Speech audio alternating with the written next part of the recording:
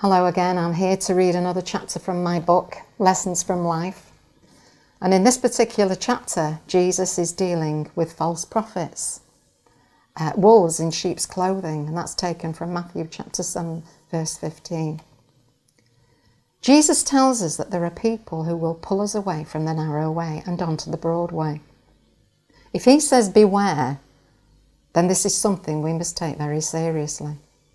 We must not think ourselves above the danger.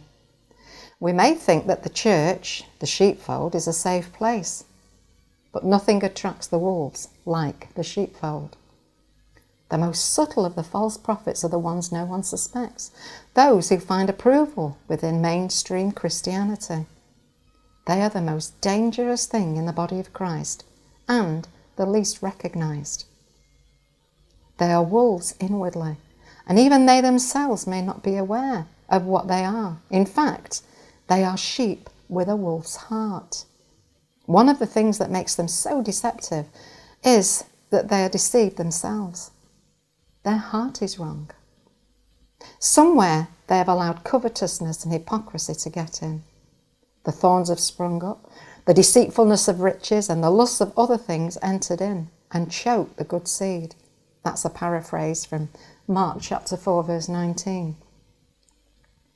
Many sheep feel well fed, accepted and valued in the houses of false prophets, with all their talk of freedom, celebration and victory. But they don't realise they're being fleeced and devoured.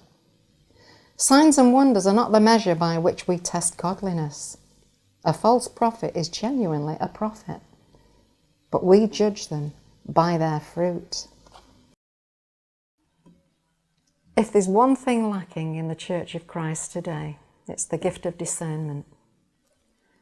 Many people seem intent on seeking God for gifts of healing, miracles, prophecy, etc.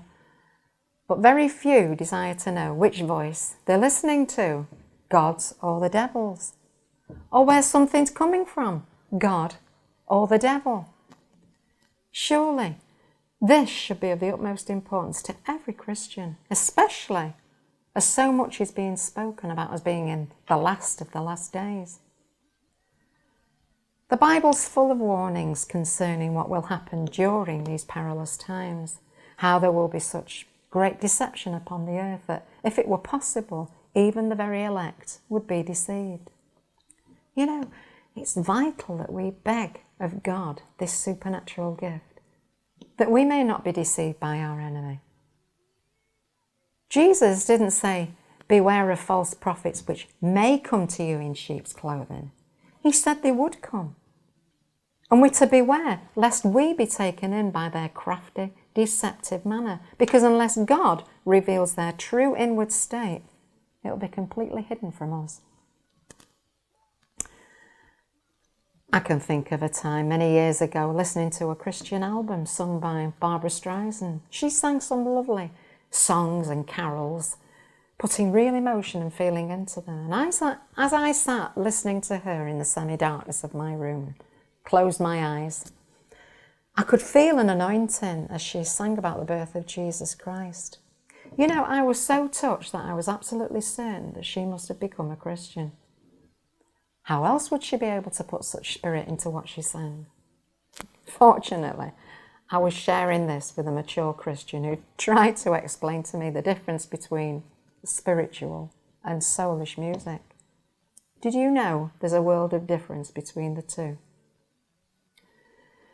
As human beings, we're sensitive to many unseen things. I used to lead my kids on saying that mums, especially me, had been blessed with a radar system. And we know what our children are up to, even when we don't see them doing anything with our physical eyes. Many times when my children were small, the house would go really quiet, and instinctively I'd look for them, only to find them pulling wallpaper off the walls or pouring salt all over the table and floor, tearing books and sometimes even unravelling audio or video cassettes. My own mum had the same sense. She'd always appear in the kitchen just at the very moment I was applying the rolling pin to the Christmas cake she was preparing to ice, so that I could remove yet again Another layer of the deliciously sweet yellow marzipan. My children tried their best to sneak up on me, but I could always just sense their presence in the room and spoil their prank. Well, thank God for radar. But do we take note of these senses that we've been blessed with, or dismiss them as wrong thoughts? On occasion, when seeing a person for the very first time, I've had first impressions concerning them. Sometimes I've been quite shocked with what I've thought, and like a good Christian, I've put those thoughts out of my mind, telling myself that I'm critical and judgmental. Well, some years ago, Maurice and I were invited to preach and sing at a church in Lancashire. We'd never been to the church before and had never met the minister. But when he was leading the meeting from the platform, I remember feeling quite repulsed by his manner, for it was very effeminate and insipid. I shared what I thought with Maurice, and I felt quite embarrassed at even thinking it, to be honest, let alone sharing it. So I dismissed it out of my mind. We chatted to the minister after the meeting and seemed to get along very well with him, and I felt even more convinced that I just had a bad mind. Not long after, we were invited to preach and sing at his church again, but this time, when we arrived, the minister came to us to apologise. He wanted me to sing, but unfortunately for Maurice, the Lord had laid on this minister a specific message which he felt he should give that very morning. So he asked if Maurice would mind not preaching and permit him to preach instead. Not a problem for Maurice, of course, so he just supported me on this occasion. The minister preached a very good sermon on prayer, and both Maurice and I felt that it was really anointed by God. So this again confirmed to me that I had been terribly wrong in my assessment of this dear Christian man. Well, arrangements were made for us to visit the church again in the near future, but this time the minister was absent.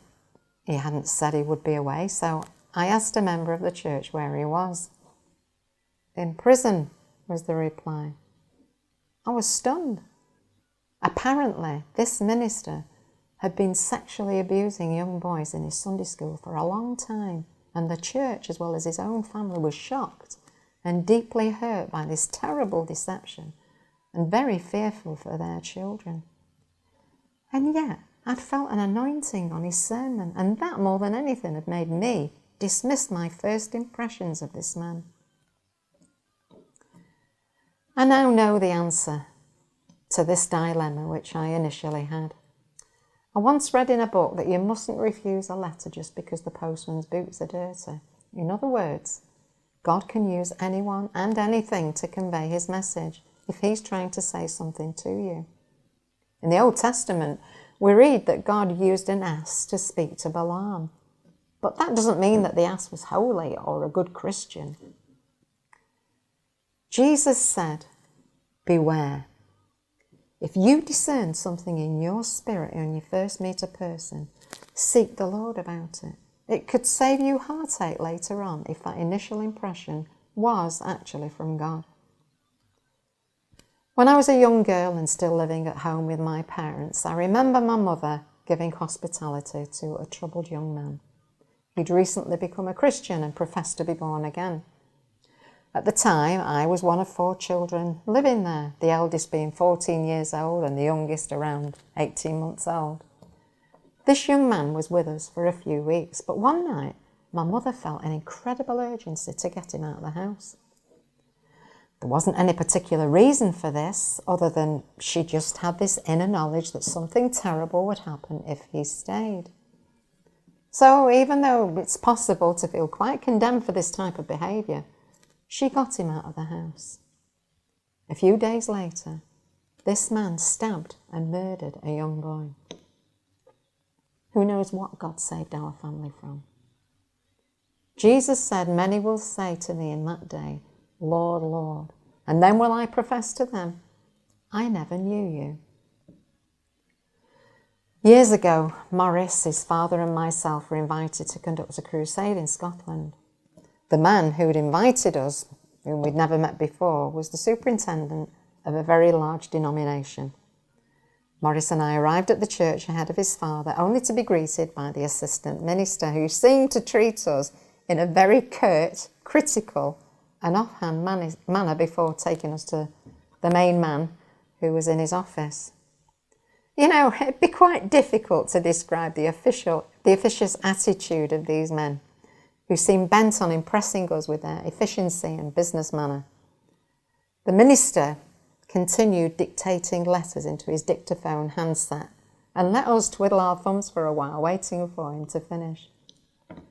I must admit, I was somewhat amused because I was very familiar with office procedure, having been a personal assistant to managing directors, and my first impression of this man was that he was arrogant, a terrible show-off, and that he didn't know what he was doing. Again, I condemn myself for these awful, unchristian thoughts, and I tried to be humble. The crusade was tremendously blessed by God, and I know that a good work was done in many hearts and lives.